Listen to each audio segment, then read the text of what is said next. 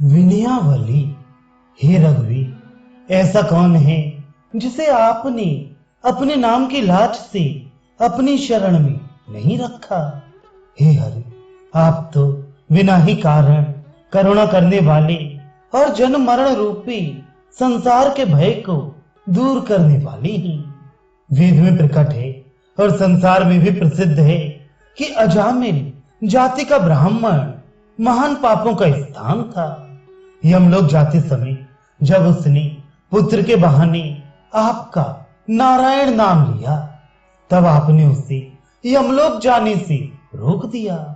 जब मगर ने महान अभिमानी पामर पशु हाथी को पकड़ लिया, तब उसकी एक ही बार स्मरण करने पर हे प्रभु, आप वहां दौड़े आए और उसकी दुस्सह हार्दिक पीड़ा को मिटा दिया, मगर से छुड़ाकर उसे परम धाम प्रदान कर दिया।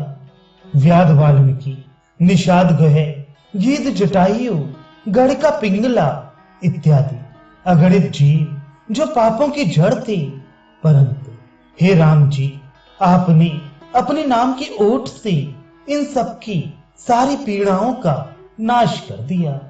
हे रघुवंश भूषण महाराज, मैं इन सबों से किस आचरण में कम हूं, फिर भी मैं तुलसीदास रात दिन भयानक अज्ञान रूपी कुएं में पड़ा दुख भोग रहा हूं। सबको निकाला है तो अब मुझे भी निकालिए। हे कृपा सागर, ये तुम्हारा दीन जन तुम्हारे द्वार पर सहायता क्यों नहीं पाता। जब जहां पर दुखियों ने तुम्हें पुकारा, तब वहीं पर तुमने उनके दुख दूर कर दिए। गजराज, प्रहलाद, पांडव, सुग्रीव आदि सबके शत्रुओं से दिए गए कष्ट तुमने दूर कर दिए।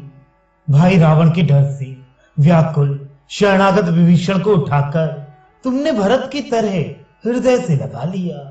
फिर मेरे लिए ही ऐसा क्यों नहीं होता। मैं तुम्हारा नाम लेकर अपने हृदय में एक गांव बसाना चाहता हूं और उसमें बसाने के लिए मैं धीरे धीरे भजन, विवेक, वैराग्य आदि सज्जनों को इधर उधर से लाता हूं। पर यह सुनकर क्रोधित हो दुष्ट काम, क्रोध, लोभ, मोह, मद, मात्सर्य आदि जबरदस्ती करती हैं और उन बिचारी भजन आदि भले आदमियों को निकाल निकाल कर हे प्रभु उस गांव में दुष्ट स्त्री, शत्रु और धन आदि नीचों को ला ला कर बसाती हैं। साम, दाम, दंड, भेद और सेवा टहल करके तथा और अनेक उपाय करके मैं थक गया हूं। तब हे प्रभु, इस बिना ही कारण की लड़ाई के इस महान दुख को आज मैंने तुम्हारे सामने खुलकर निवेदन कर दिया है। तुम्हारे सिवा यह दुख और सुनाता भी किसे, क्योंकि देवता तो स्वार्थी, असमर्थ, अयोग्य और निष्ठुर हैं। उनके चित्त में तो दया है ही नहीं। मैं कहां जाऊं? तुम्हारे सिवा कौन विपत्ति दूर करने वाला है? कौन इस संसार सागर से पार उतारने वाला है? तुलसी यद्यपि नीच है, पर है तो तुम्हारा ही, और किसी का गुलाम तो नहीं है। अपना जानकर एक बार भक्ति रूपी बहा दे दो, जिससे ये तुम्हारे नाम का गांव अच्छी तरह आबाद हो जाए।